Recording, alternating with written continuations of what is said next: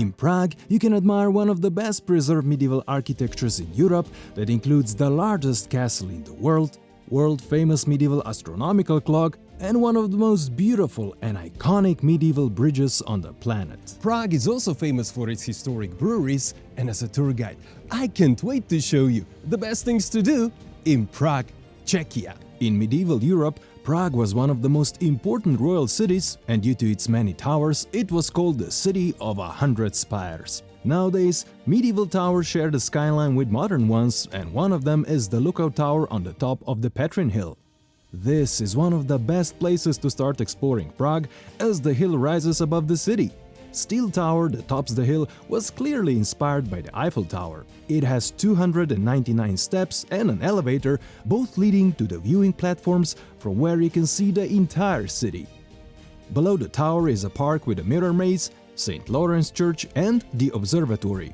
The easiest way to get to the hill is to take a funicular that runs through the defensive wall from the 1300s, known as the Hunger Wall. Wall was commissioned by Emperor Charles IV in difficult times in order to provide employment for the citizens.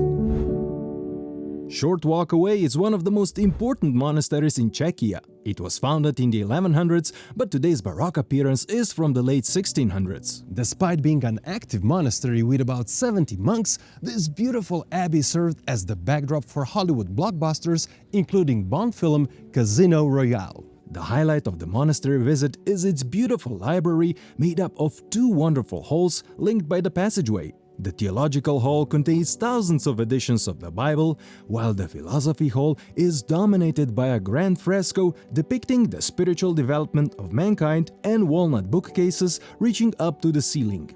Unfortunately, you can only peek inside the halls from the doorway.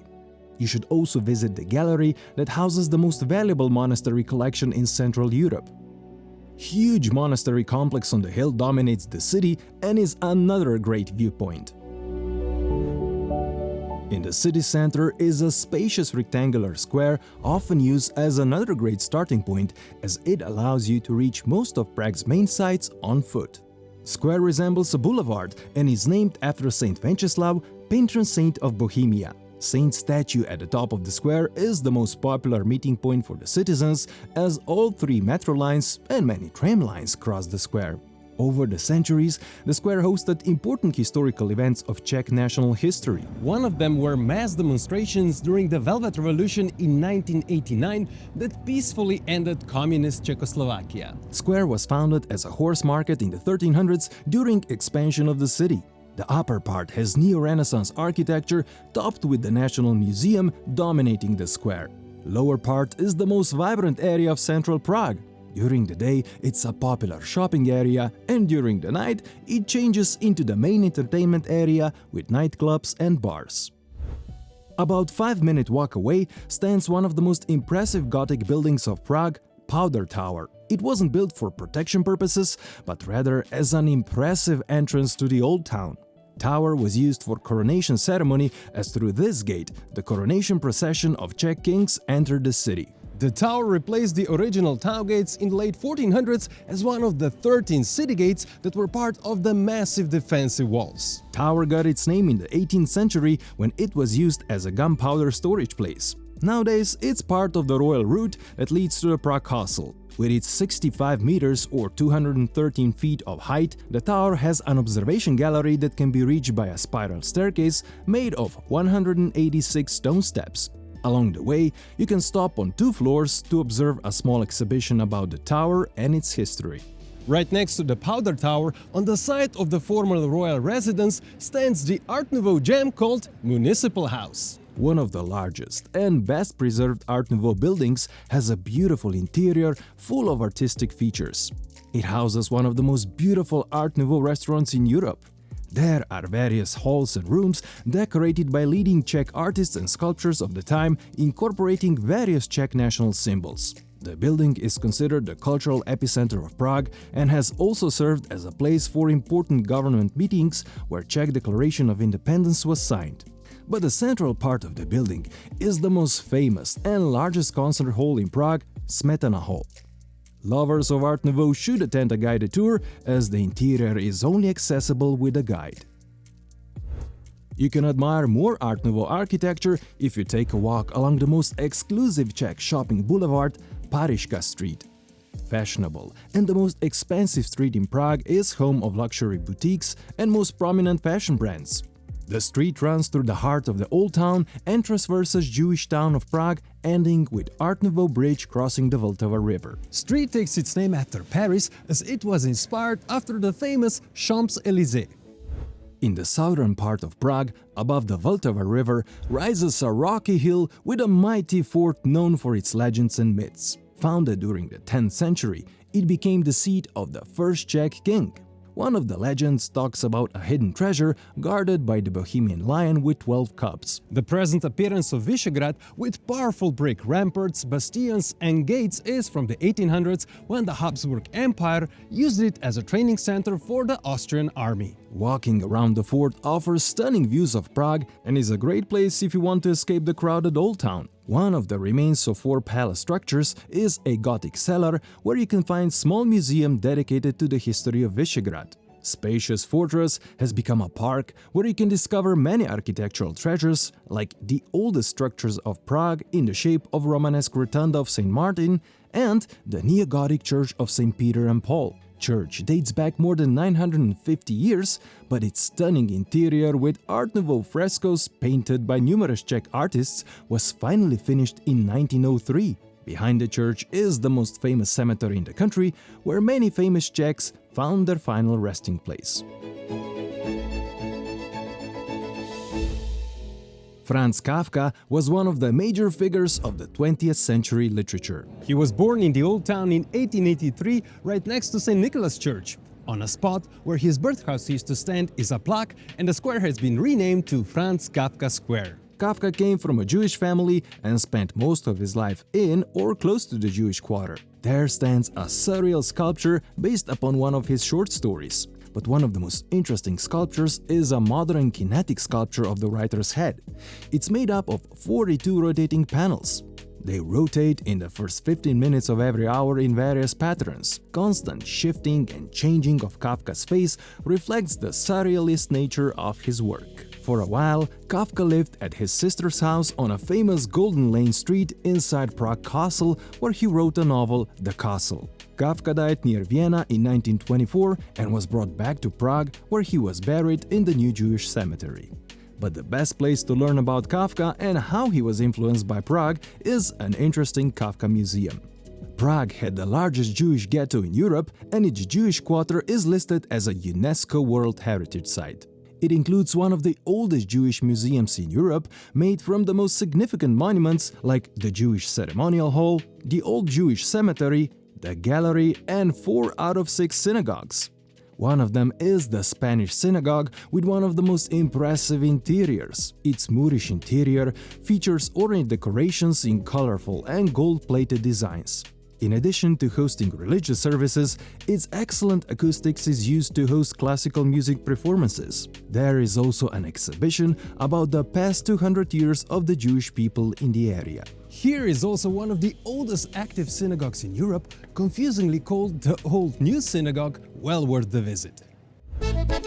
Czechs drink the most beer per capita in the world, and beer is deeply rooted in their culture. Prague has many great historic breweries, but Fleku is one of the most popular ones. It has been continuously brewing beer since 1499. Just imagine, that is more than 520 years. The brewery restaurant has about 1100 seats in 8 halls, each with its own design, and one of them even has a stage. But the most impressive hall is the Knights Hall, with beautifully decorated walls, which bear a life-size portrait of Fleku's first brewer. Besides the beer halls, here is also one of the largest beer gardens in Prague. The brewery is famous for its beer, a dark lager known as Flekovský ležák. Beer has a lighter, sweet aroma and a dark, deep, almost black color. It goes extremely well with all Bohemian dishes served here and is available only in this brewery. There are also accordion musicians making their way around the various halls, which adds to the beer hall atmosphere. For almost 1000 years, Old Town Square has been the heart of Prague. No wonder it hosted many important historical events marked by various reminders. The central one is a monument of Jan Hus, the most important Czech reformer from the 1300s. Hus was a critic of corrupt practices of the Catholic Church and became the leader of the Bohemian Reformation. The Catholic Church declared him a heretic and burned him at the stake. On the pavement right next to the Old Town Hall, there are 27 white crosses. They are a reminder of the execution of 27 Czech lords in the 1600s that happened here. The rebellion Protestant lords lost the war against the Catholic Habsburg monarchy, and after their execution, Prague became part of the Habsburg Empire. Over the centuries, beautiful historical buildings surrounded the square. They offer an amazing lesson of different historical styles. Among them is one of Prague's most recognizable buildings, the Gothic Church of Our Lady before Tin. Church rises behind a row of houses lining the square as they predate the cathedral. In the 14th century, a small church was replaced by the current one. But to make the new cathedral bigger, it was built all the way to the back wall of the existing houses. Church has two Gothic bell towers adorned by thin spires that dramatically rise over the houses. Common feature of medieval Gothic architecture was to make one bell tower thicker than the other to represent feminine and masculine side of the world. On the other side of the square is another beautiful Gothic tower from the 14th century. Tower has a viewing gallery and offers great views. It belongs to the Old Town Hall, the seat of the administration since the 1300s. Town Hall can be visited and includes a tourist information center. The visit includes the chapel, historical halls, and the visit of the tower.